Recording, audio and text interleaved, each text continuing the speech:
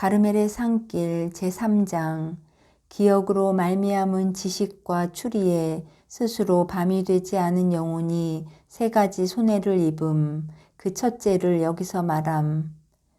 하느님께 가기 위해서나 다른 것을 위해서 기억에서 오는 지식과 추리를 아직도 쓰고자 하는 영성이니 세 가지 손해와 지장을 받게 되는데, 둘은 좋은 것을 해치는 적극적인 것이고 하나는 좋은 것을 잃게 하는 거부적인 것이다. 첫째는 속세에서 오고 둘째는 악마에게서 오고 셋째, 즉 거부적인 것은 하느님과의 합의를 막고 해살 놓는 것이다. 속세로부터 오는 첫째는 지식과 추리가 빚어내는 갖가지 손해로서 이를테면 오류와 불완전 욕과 비판, 시간 낭비와 그 밖에 영혼을 더럽히는 많은 것들이다. 그런데 저 지식이나 추리에다 자리를 비켜주면 숱한 오류에 안 빠질 수 없는 것은 뻔한 일로서 흔히 거짓으로 명확한 것이 의심스러운 것으로 보이는가 하면 이와 반대로 느껴지기도 하는 것이니 원래 하나의 진리를 근본적으로 알 수 없는 까닭이다. 하지만 일체의 지식과 추리에 있어 기억이 스스로 밤이 되어버리면 이러한 모든 해를 벗어나게 된다. 듣고 보고 만지고 내음 맞는 것에 기억을 멈춰두면 번번이 불완전히 따르기 마련이라 집착은 거기서 생기게 되는 것이니 아픔, 무서움, 미움 또는 터무니없는 희망, 허영심과 거짓스런 즐거움의 집착 등등이 그런 것들이다. 이런 따위는 모두가 적어도 불완전 아니면 경우에 따라 훌륭한 소재인 것이니 비록 하느님께 대한 추리요 지식일지라도 알 듯 모를 듯 영혼을 몹시 불순하게 만든다. 욕을 잃게 함도 분명하니 욕이란 저러한 지식과 추리에서 절로 나는 것 뿐만 아니라 지식과 추리를 갖고 싶어하는 그 자체가 벌써 욕이 아닌가. 역시 비판에 부딪히는 수가 많은 것도 분명하니 기억을 가지고는 남의 시비에 무관심할 수 없고 그래서 때때로 선이 악으로 악이 선으로 보이는 적이 있는 것이다. 나의 소신으로는 모든 것 앞에 기억이 어두워져 밤이 되지 않으면 이상의 해를 면할 사람이 없으리라고 본다. 혹시 누가 말하기를 저러한 해가 오더라도 인간은 제 힘으로 다 이겨낼 수 있다고 한다면 나는 그 지식에 머리를 쓰는 한 절대 불가능하다고 대답한다. 왜냐하면 지식 안에 들어오는 불안정과 참남이 이루 다 말할 수 없고 그 중에도 어느 것은 어찌나 세밀하고 알쏭달쏭한지 영혼이 모르는 사이에 마치 끈끈한 송진처럼 딱 붙어버리기 때문이다. 단 한 번으로 이 모두를 쳐 이기는 방법은 매사에 기억을 부정해버리는 것이 상책이다. 그렇게 되면 하느님께 대한 좋은 생각, 좋은 상념들을 잃는 게 아닌가. 그런 좋은 생각은 영혼에게 이루어서 그것으로 하느님의 은혜를 받게 되는 게 아닌가 하고 말할는지 모른다. 나는 은혜를 받는 데에 제일 도움이 되는 것이 영혼의 순결이라고 대답한다. 이 순결이란 피조물과 덧없는 것에 아무런 애착이 없고 그의 정신이 쏠리지 않음에 있다. 이런 애착이 마음속에 깊이 자리를 잡는 까닭이 곧 정신기능작용의 불완전이라고 나는 보는데 그러기에 우선 기능부터 침묵 속에 가라앉히기를 터득해서 하느님께서 말씀하시도록 하는 것이 상책이다. 위에서도 말했거니와 이 상태에 있으려면 인간 본성의 작용이 사라져야 하는 것. 이 기능들이 고요하게 되어야 하느님께서 마음에다 말씀하신다 하는 예언자의 말은 이런 상태를 가리킵니다. 다시 아래와 같은 반문을 하는지 모른다. 하느님을 두고 기억으로 생각하거나 추리하는 게 없다면 도대체 영혼에게 좋을 것이라곤 하나도 없지 않은가. 오히려 정신만 흩어지고 마음만 약해질 따름이 아니겠는가. 나는 그렇지 않다고 대답한다. 이승의 것, 저승의 것을 다 떠나서 기억이 다만 고요할 뿐이면 산심, 참월, 악습 이런 것들은 항상 기억의 산만에서 들어오는 것이 침입할 수 없다. 어디서 어디로 들어올 데가 없는 까닭이다. 높은 것에 대한 생각과 추리에 문을 닫고 낮은 것을 위해서 문을 열어놓는다면 그럴 수가 있겠으나 여기서는 저 모든 것이 들어올 수 있는 문을 꽉 닫고 기억을 벙어리처럼 침묵하게 만드는 대신 마음의 귀만을 침묵 속에 열어주어 예언자와 더불어 야훼여 말씀하십시오. 종이 듣고 있습니다.를 하느님께 아뢰는 것이다.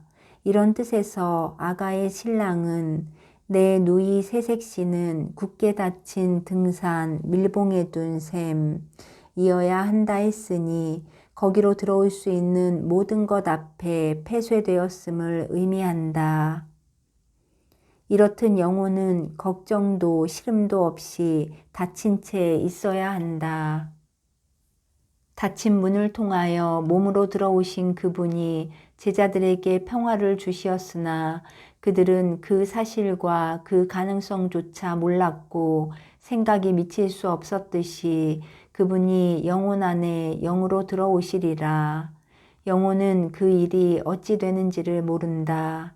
그렇게 되라고 한 일도 없다. 다만 기억과 이성과 의지라는 모든 기능의 문을 그 온갖 대상 앞에 닫고 있노라면 예언자의 말씀대로 마치 강물처럼 평화가 영혼에 흘러넘치고 죽을 둥 말 둥 무섭던 초조와 의구와 신랑과 암흑을 모조리 떨어버리리라. 이사야 48장 18절. 기도하는 정성을 잃지 말라. 일체를 벗고 비운 가운데 바람을 가져라. 하느님의 은혜는 더디 오지 않으리라. 제4장. 기억이 지닌 지각을 통하여 악마가 영혼에 끼칠 수 있는 둘째 폐해를 다룸. 기억에서 잊혀지지 않는 무엇 때문에 영혼에 미칠 수 있는 둘째 적극적인 해는 악마 쪽에서 오는 것으로 악마는 이 길을 통하여 큰 조화를 부린다. 꾸며낸 이미지와 지식과 추리를 통해서 교만, 인식, 분노, 질투 같은 감정을 일으킬 수 있을 뿐 아니라 터무니없는 미움과 거짓 사랑을 자아내게 하고 갖가지로 속일 수 있기 때문이다. 이 외의 악마는 사물을 환상 속에다 버려두고 고정시켜서 참이 거짓으로, 거짓이 참으로 보이게 한다. 결국 악마가 영혼에 끼치는 모든 속임수와 사악은 기억으로부터 오는 이런저런 생각을 통하여 들어오게 마련이다. 이 기억이 그러한 모든 생각에 어둡고 스스로를 잊음 속에 없애면 악마의 폐해 앞에 빈틈없이 문을 닫아서 일체에서 해방이 되는 것이니 이야말로 큰 다행이다. 악마는 인간의 기능의 작용을 주로 지식을 통하지 않고는 아무것도 사람에게 할 수 없는 까닭이니 이 지식의 거의 모든 가능 작용이 달린 것이다. 모든 기능 작용이 달린 것이다. 따라서 기억이 지식을 끊어버리면 악마는 아무것도 못하는 것, 비벼댈 데가 없어 아무것도 못하는 것이다. 내가 영성인들에게 바람하지 않는 바는 기억을 통해서 악마가 영혼에게 끼치는 폐해가 얼마나 큰가를 깨달음이다. 하느님을 생각하거나 세상 일을 생각하거나 기억을 많이 사용할 때 그들은 얼마나 많은 비애와 고뇌와 거짓되고 해로운 유효를 느끼는가. 얼마나 많은 불순을 영혼 안에 뿌리박게 하고 비상한 잠심을 떠난 마음이 사뭇 흔들리게만 하는가. 비상한 잠심, 마음 거둠이란 영혼이 그 기능을 통틀어 오직 하나 불가해의 선에 있는 것, 일체 지각의 대상을 불가해의 선이 아니기에 끊어버리는 그것이다. 물론 기억을 비우는 일이 하느님을 마음 안에 모시는 일만큼 보배롭지는 못할 망정 죄와 불완전에서 건져줄 뿐 아니라 숱한 고생과 괴로움과 슬픔에서 해방시켜주는 요인이 되는 것만으로도 여간 다행이 아니다. 제5장 기억이 지닌 부분지로 말미암아 영혼에 끼쳐지는 셋째 폐해를 다룸. 기억에 딸린 지각으로 영혼에 생기는 셋째 폐해는 거부적이라는 것이니 윤리선을 막고 영성선을 악기 때문이다. 우선 이런 지각이 윤리선을 어떻게 막는가를 말하려면 윤리선이 욕정의 고삐를 잡고 무질서한 욕구를 제갈먹이는 데에 있음을 알아야 하니 여기에서 영혼은 고요와 평화 그리고 안정과 윤리덕을 얻게 되는 것, 이것이 바로 윤리선인 것이다. 이 고삐와 제갈은 애착이 생기는 것들을 멀리하고 잊어버리지 않으면 정말로 가졌다 할 수 없다. 그리고 기억이 무엇을 파악하지 않는 한 영혼의 어지러움이란 있을 수 없다. 일체를 잊고 나면 평화를 어지럽힐 것도 욕을 움직일 것도 없는 것. 그러기에 사람들이 말하듯이 눈이 보지 않는 것을 마음이 원할 수 없는 것이다.